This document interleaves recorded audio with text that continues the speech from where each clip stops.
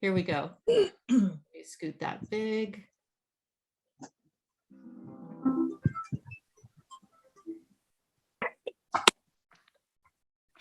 The Ellie t-shirt pattern can be hacked into a dress by adding on a second tier. In this first example, I used 2 skirts for the bottom tier, so the hemming here is the same hemming that was used on the skirts. You can combine knits and wovens. In the video next, you'll see that the lower back panel of the shirt was made out of dress shirt sleeves, so it's woven material, and I went ahead and added the skirt onto the bottom.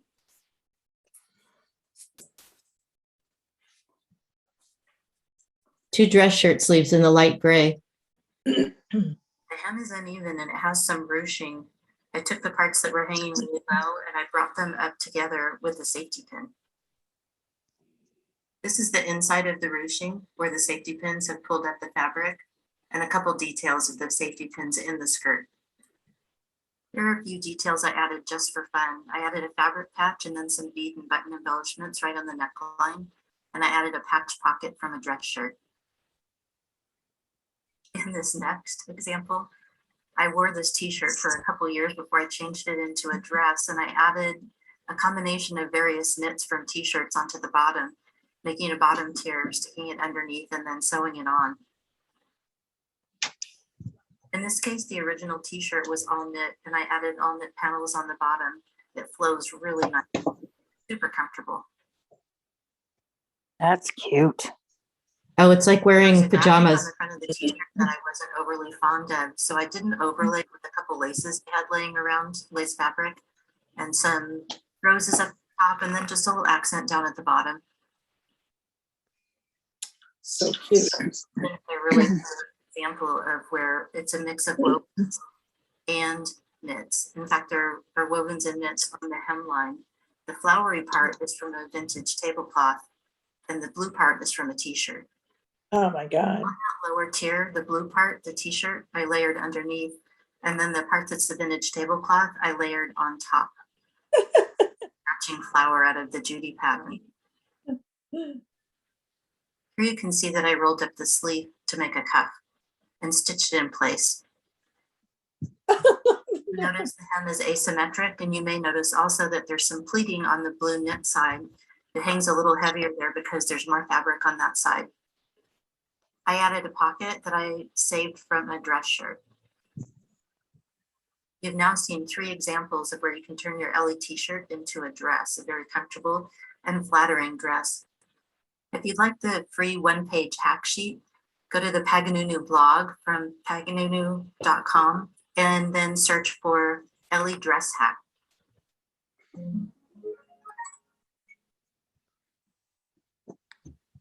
Okay, so you saw 3 examples. They are all super comfortable. And 2 of them had mixed knits and wovens, which I do quite a bit. People ask me about that, but all of these dresses have been worn and washed multiple times. And as long as the woven and the knit are about the same weight, no problem at all. And in fact, knits can be raw edged and they don't unravel. You can leave raw edged and it's super easy to do, and it's fine. You can also hem them, but you don't have to hem them. And the gray one that you guys thought was cute with the lace on it, that has almost all raw edged hem on the bottom.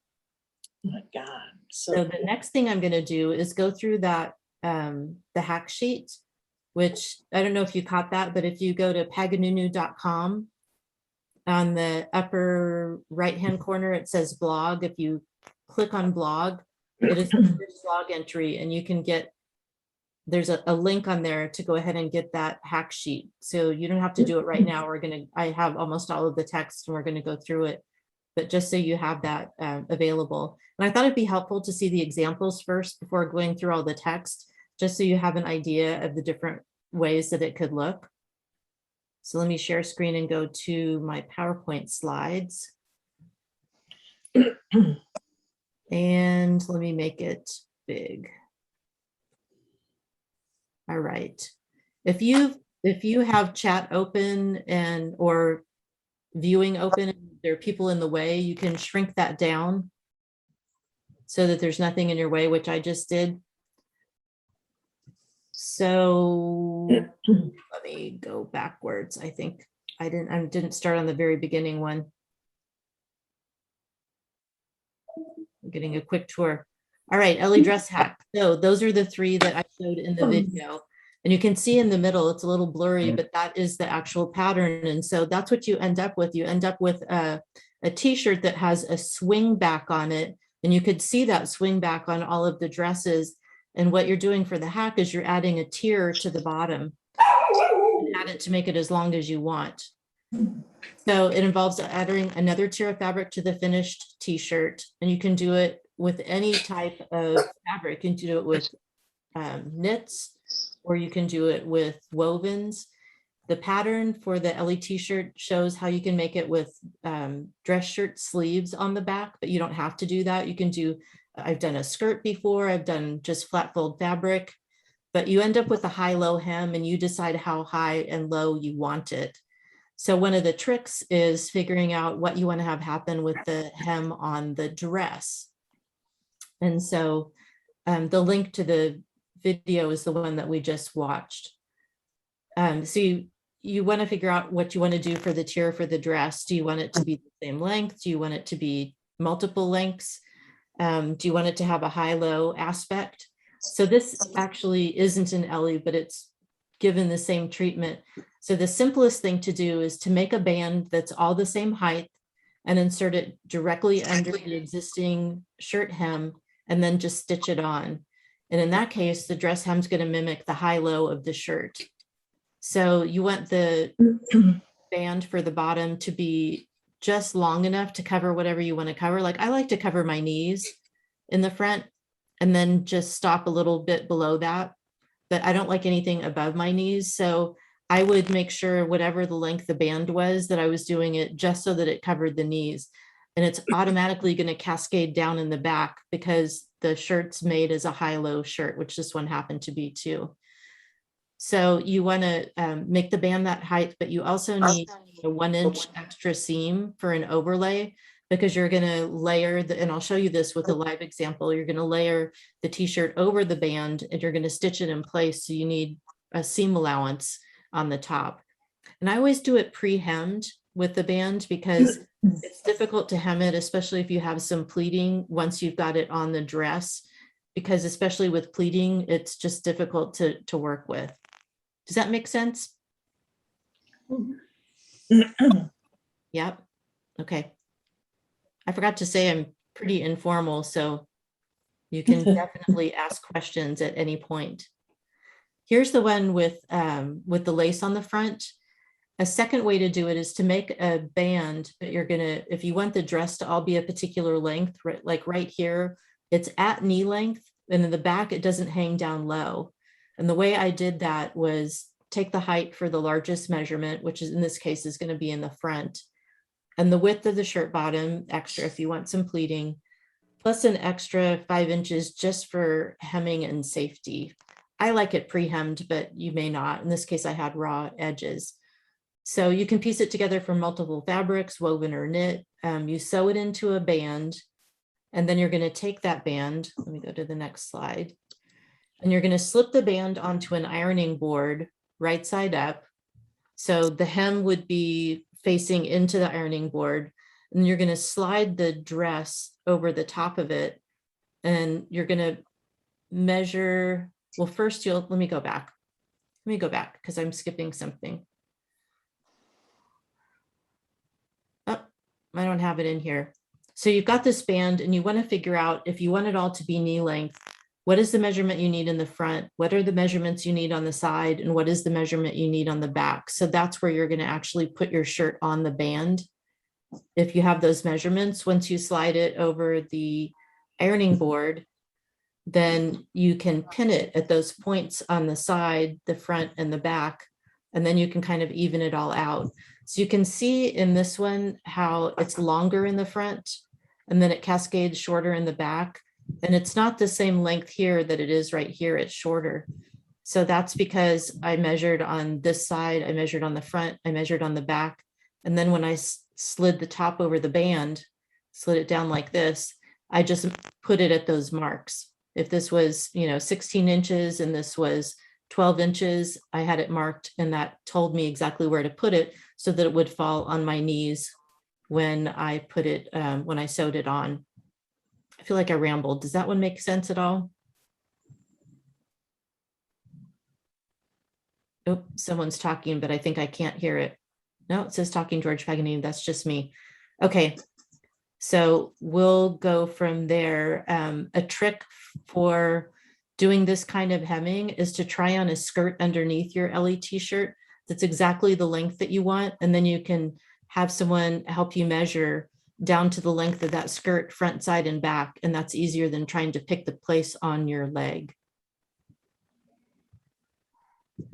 Version number 3 is what was done with this example. I layered pieces over and under the hem, building the second tier directly onto the shirt. So I did not build a band, and you can see that the skirt length is asymmetric. I don't worry most of the time about trying to make my skirts symmetrical. I think they look more interesting if they aren't symmetrical. So I have a knit on the right-hand side and a woven on the left side. And I also put a band right here, or I'm sorry, right here. So it hangs a little heavier there, but it also adds some interest. So you can see that it goes up a little bit, comes back down, dips down, and then goes back up a little bit. And the back doesn't hang too much lower than this. So I just pinned it. And if you have a dress form, that's incredibly helpful. If you don't have a dress form, I suggest pinning the pieces on and trying on the dress multiple times to see if it hits you where you like. Like I said, it's always important to me to cover up my knees, but other than that, I'm pretty flexible. So let's go on to the next one. Version 4, you could add a band that's too long in parts and then gather it up and pin it to the correct to the length that you want, creating interest at the hemline. So on this dress, I used 2 pre-hem skirts on here, and I added them on underneath, kind of one piece at a time. And this one I made super long, and I showed you the pinning that's behind here. You could tack it down, but I just use safety pins because then I can move it around if I want to. So I have it kind of belying what I said before, having it kind of up over one knee, but I can move it down because of the way it's pinned. And then it hangs really low on the other side, which is fun when I walk. It kind of swings around. So this is an example of what the safety pin looks like on the inside. If you just pin it up on the right, just gather it up and pin it up on the inside, and you can kind of do it and check on the front to make sure the pin doesn't show too much. And as I said before, you can leave the t-shirt and it's raw edged and it will not ravel. I have a question. Mm-hmm. When you're using the safety pin, do you just use that to hold it to make sure it's right and then stitch it? Or do you just leave the safety pin as the thing that holds it up? I personally leave the safety pins most of the time. I have tied it off before. I have stitched them before on other garments, but I just find it easier to leave the safety pins in as long as they're rust proof. Yeah. Yeah. And then I can adjust it. If I decide that I want it to be a little bit different, I can adjust it super easily. Yeah. Cool. Okay. And I want you to know that I have a site, a Paganoonoo Upcycle Sewing School on teachable.com. And I have a set of free upcycle sewing tips on there, including all of the It's So Easy episodes that are available on YouTube.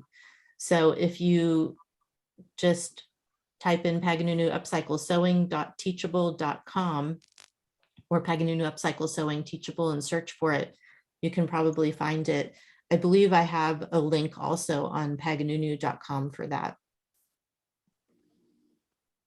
So that is the tip sheet that I wrote up, is to go through all that wording. It looks like maybe I could do a little bit more on the one to explain it. When I actually started talking out loud, it seems like I'm missing a slight piece of it, but most of it's there. So those are just 4 examples of what I've done. Does that make sense to you all? Mm-hmm. Okay, awesome. So I want to show well you. Explained. Well explained, absolutely. Okay, good. I should tell you my background just so you know why I can hopefully explain it well. I worked in medical devices for 41 years. I was an expert in quality system regulations for the development, manufacture, distribution, and servicing of medical devices. I was a certified biomedical quality auditor, expert in FDA regulations, and I did some corporate training. But really, the best part about my sewing instructions is that I wrote standard operating procedures for decades for a living. So I was like a process engineer. And so I break down my patterns into that level of detail. So when you look at them and you see illustrations that are 8 pages, 10 pages, that's not typically what you get in a set of instructions for upcycling, but that's what you get with me because I am a nerd with lipstick. I'm basically a process engineer. So I try and think of all the different aspects of a process to explain it. So And you're cute. Hmm? I said, and you're cute. That's my daughter saying I'm cute. Good No, you're daughter. Good daughter. So let me push this back out of the way. And George set up, I'm using for the first time an overhead camera. So let me see if I can get to that. Video, cam length 4K. Super exciting. Look at that. Although it looks like it would be better if it were down. It looks perfect. Let me see Perfect. if I can pull it down further. Nope, he's got it set up. All right, hopefully you guys can see enough. So here's this cute little dress where I've sewn the front piece already on, but I wanted to show you what it looks like in the back if I unpin it. So right now I have it set up so that there are 2 pleats right here, and then there's a fold over where it goes under. But I wanted to talk about what it looks like. And isn't this cute? You guys see that? I got it in an antique store decades ago. I want to just show you the technique that I used for doing this, because I think going under and stitching is one of the easiest ways to do it. And there are a couple tricks to it.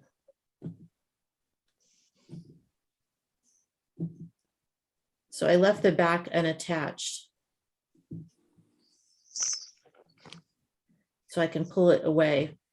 And you can see what it looks like on the inside. Right here, I just stitched it in place in the front. And then on the back, when you have this band, one of the things to do is you're going to overlay the edge and you're going to stitch it. Well, how do you know where to overlay the edge? How do you know exactly where you're going to put it? What you want to do is get some kind of a temporary marker and a ruler and decide what your seam allowance is. I suggested leaving an extra inch just for safety when I was on the tip sheet. So if you take a temporary marker and you do a mark all the way across at an inch, then you know exactly where to lay it. You just butt it up against that inch. That's one of the best tips I can give you for putting the bottom part on. Another thing that I did was I turned over one of the ends of the band. Rather than sewing it into a circle, I just folded over and pressed it. And I can work this all the way around, you know, marking it and pinning it. And then I can just slide this other piece underneath it and pin it all the way up and pin it across. Then I have the excess in here and I can decide how I want to pleat it. So I can just do freeform pleats, and I still have my marking. So I just go right straight across and pin it. Nice. Stitch it on here and then just stitch it down that flap that was open. And that's easier than I think putting it in a band sometimes, depending on you know, what you want to do. You could do it in a band as well. I just find it easier to handle this way. So there you go. That's the little one with that one example. And I'm going to switch back to the other camera. You were here for the inaugural viewing of the upside down or the looking down camera. Yay! Technological advance for me. All right. What questions do you have, or what more can I tell you? And it can be about anything, any other Paganoonoo thing, or it can be about this. I have a question. Mhm. So because I'm not familiar with your patterns and I've only seen it just recently, when you put the band on, that's you make the t-shirt first that fits you, then you add the band for the dress, Correct. right? So what we're learning today is just how to extend the pattern that you offer. Right. And I can explain a little bit with this one about how the t-shirt itself is made. So you can see that the front stays all one piece, right? Nothing happens on the front of the t-shirt. What happens in the back is you're cutting up the middle and cutting across the side, and it drops down. So you're actually borrowing from the back. The side seam, I'll show you where it is. The side seam is right here. So you've borrowed all of this from the back and it swings towards the front. And that's what gives you a swing back. And then with the hole that's left in there, you go ahead and you add in another piece, and you add in a piece with a little bit of pleating, or if you use dress shirt sleeves upside down, they already have some pleating, and that pleating gives you more extra room. So suddenly, instead of tight and boxy, you've got something that has some give. So Okay. what my instructions do, with the exception of the Carol jacket, which is a brand new one, is they don't have pattern pieces that you take out and pin to anything. They're instructions for deconstruction and reconstruction. So if you want to achieve that swing bottom and you've got a t-shirt in one hand and some fabric in the other hand, what do? You can look at it, but it's kind of hard to figure out on yourself. It was for me before I figured out how to do it. I put a lot of things in the circular file before I figured out how to do it. So what that does is it goes, the instructions go through and they go step by step. How do you disassemble and how do you reassemble? And for each step, there's an illustration in there that walks you through it. So Okay. if you're getting started, the two that I suggest starting with are the Ellie and the Patty, because they are the simplest ones to do. They don't have any bust shaping in the front. They don't have any cuts on the front. The only thing that's altered is in the back. And once you get the hang of it, it's super easy to do. The first one, you have to kind of think about it a lot. And sizing, if you choose something that fits your shoulders and your bust the way you like, you automatically get a good fit, because none of my designs that are deconstruction and reconstruction alter anything above the armhole. So as long as you fit across the bust and the shoulders, you're golden for fit. You don't have to worry about fit. And we're solving that problem of it's too tight on the belly, it's too tight on the hips. I do have on also on the Paganoonoo website, there's a section called Getting Started that has more information that probably would be useful. One of the things that's in that Getting Started section is a table that shows you for different body types and skill levels, which patterns are recommended. So if you have slender hips, which I don't, and you carry a little bit of weight on your belly, but your hips are slender, there are two designs that work particularly well for that body type. But the body types are all done in little symbols. You know, the Vogue patterns where they have the hourglass shape and the upside down do. triangle and the Uh-huh. I use that exact same thing to say these are the ones that are good for different body types. And then talk about the skill level and a little bit about what the designs look like. But you can always contact me through the Paganoonoo.com. You can send me an email if you have questions about anything, and I'm more than happy to talk to you about it. Or if you get stuck in the middle of sewing something, I've had people contact me, and oftentimes I'll just hop on Facebook Live or some other platform so that I can see what you're doing and we can figure it out together. Well, I appreciate it. You've explained it quite nicely. Good, good, good. I really love doing this. Before I retired, I was consulting part-time and I went back to school to study fashion design, and I did that for 7 years part-time.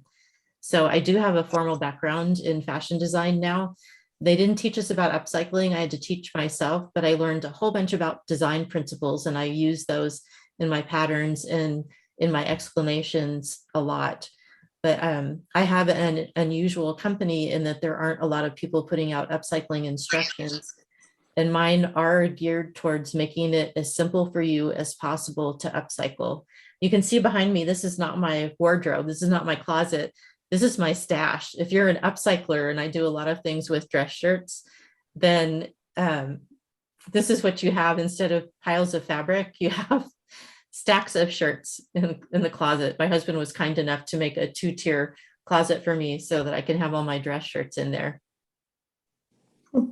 Yes, ma'am. Jerry, go ahead. I have a question of a different sort, maybe. I don't know where you live.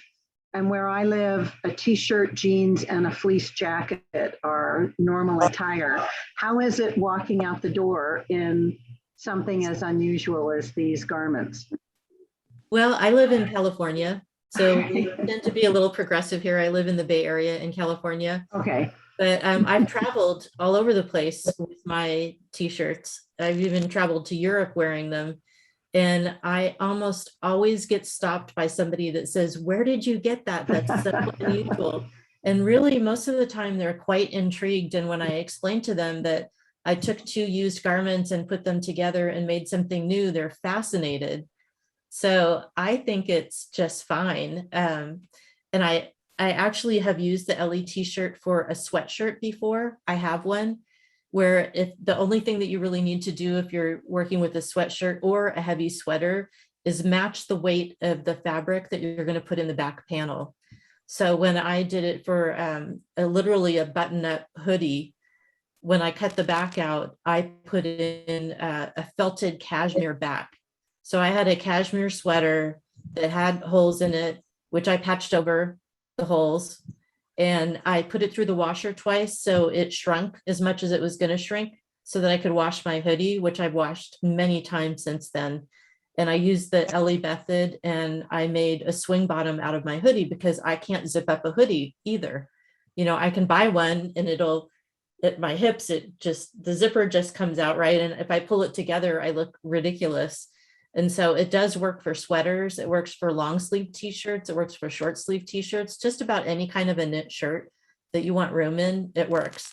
And I have had people try and buy my sweatshirt from me numerous times because there's nothing out there, you know, in terms of a regular sweatshirt that will go over hips. They just don't build them that way, not unless you're at some designer store, which I haven't found yet. I have, I don't know whether anybody wants to see the one that I did using a t-shirt where, see if I can make this work. I had this t-shirt that I liked, but I wanted it long sleeved. And so I took long sleeves from another long sleeve t-shirt and I put those on when I did this. And then around the back, I had, oops. Show us the back and keep it still. There you go. There. And so I used a combination of grosgrain ribbon across the back instead of a fabric. And because I wanted that contrast. And then this is like, they were part of, what do they call, fat quarters? And I had a bunch of them that I'd gotten and I just sort of used them around the back. And so it's down a little bit in the back from the front. And it's really cute. That's so cute. Yeah, very flattering on you too. Yeah. So Anyway. just the other thing that that would work well, I think, in your area is flannel shirts. I've upcycled flannel shirts before, many flannel shirts. Oh, what a great idea. It's another one where, you know, they don't fit over the hips and it's frustrating. But if you do a flannel and you put another flannel on the back, if you can find 2 flannels that are pretty close to each other, they don't have to be exactly the same, but if they're in the same color family, it looks really great, but it's still casual. And you can That is a great idea. Yeah, and if you don't want to admit that you upcycled out of existing shirts, you can pretend you bought it at Coldwater Creek or someplace like that. Yeah. Well, like if you have a like you might have a buffalo check, you know, red and black, and then you know, if you have another plaid that also has some red and some black and maybe some blue in it or something, you'll find that they go together really well. Yeah, they do. If you find one plaid that has multiple colors in it, and then you just buy other shirts that match those particular colors, you'll get a good match. Would you guys like to see a couple of flannels that have been done already? I would. Let me go get a few. I'll be right back. Everything I know, I learned from Michelle. She's awesome. Well, I've been sewing my whole life, so I'm familiar with sewing, but I'm just fascinated by her shirts. Her Yeah. t-shirts. Yeah. And every time I wear, I have another one that is a patty pattern, and every time I wear it, people just go, wow, is that nice? You know, I mean, it's like nothing they've ever seen before, but it's civilized and it's flattering, and everybody wants one. All right, my samples aren't all where I thought they were, but let me put this one on and you can take a look at it. It happens to be a buffalo plaid.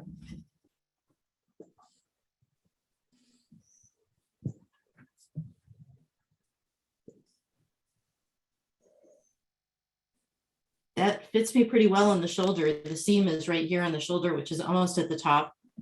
And then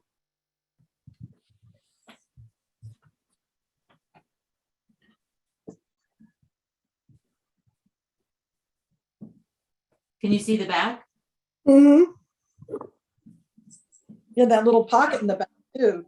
Really Yeah, cool. see how flattering it is? It's because it gives enough room in the hips, but it's not exactly fitted, but it's not super loose up at the bust like things usually are.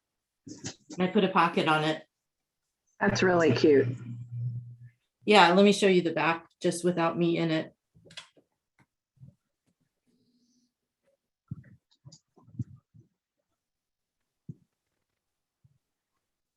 So there's like 3 different plaids there, and it's all working. Yeah, 3 different plaids. I think I didn't have enough of one, but I thought that they were close enough color. And I took down the front just for fun. I took the salvage edge that had, you know, the woven salvage edge. It had some fraying on it.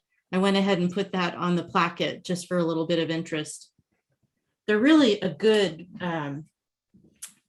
palette, that especially the patty, because it's woven. It's a good palette for putting embroidery on, for decoration, special fabrics, patching, and they look really great in the winter, the plaids, and they don't stand out like, you know, you're crazy from California. Any other questions? Comments?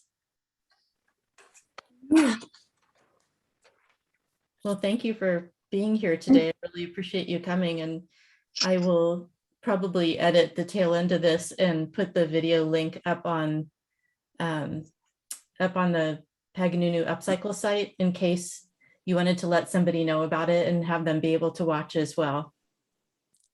All right, ladies. Thank you very much. Thank you. Thank you so much. That was wonderful. I look in the future, I'm going to do more lives. So just keep an eye out. If you're not already on the Paganoonoo Upcycle Sewing Group on Facebook and you're active on Facebook, you definitely want to be on there. Are you going to Road to California in January? No, I haven't this year. I was thinking about it because I did it last year and I enjoyed it. But honestly, without the sales from shows, I'm a little bit short of cash, and it's actually very expensive to rent a booth. I don't know how much it is, $1,500 or something to rent a booth. And I just am not ready to do that right now. The one show I am going to do for sure, and I could change my mind. If I make money at the show that I'm going to do in October, then maybe I will come to Road to California. I'm going to do the Pacific International Quilt Festival in Santa Clara, California. And that actually sounds like it's only a quilt show, but it's a great show for sewers as well. And I've done that show. When is that one? That one is October. Let me check my calendar and I'll tell you exactly. Oh, soon. Okay. Yeah, it's in October, and it is, let me see, month. September, October.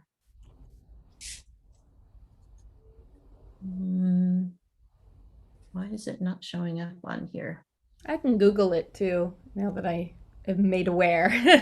Yeah, I think it's, I don't know why it's not showing up on this calendar in particular, but I believe it is the 14th, 15th, 16th, 17th. Oh no, I take it. Yeah, it is. It is on my calendar. I can see it. It's the 14th, 15th, 16th, and 17th. And I'm actually going to teach a class on the Wednesday before it starts, a half-day class on how to make a circle scarf, which should be something, it's easy to do. It's a pretty simple one and good for quilters. So I would love to see you there if it works out. I know that some of you are from far away. I always love teaching in person. It's one of my favorite things to do. I love to share about this, as you can tell. And I'm always excited when new people learn how to do some upcycling. It's good for your budget, good for the planet. It's simpler sewing because you don't have to put the sleeves in, like if it's a collared shirt, you don't have to do the collar stand, the placket, the buttonholes, all that stuff is already done for you. So I really believe it's a great tool to have in your tool chest. Never replace flat fold, completely, but it's an auxiliary tool that you will want to use over and over again, especially because the fit solving for the issues that we all face. All right, ladies, thank you. Thank you so much. Bye-bye. Yeah. Take care.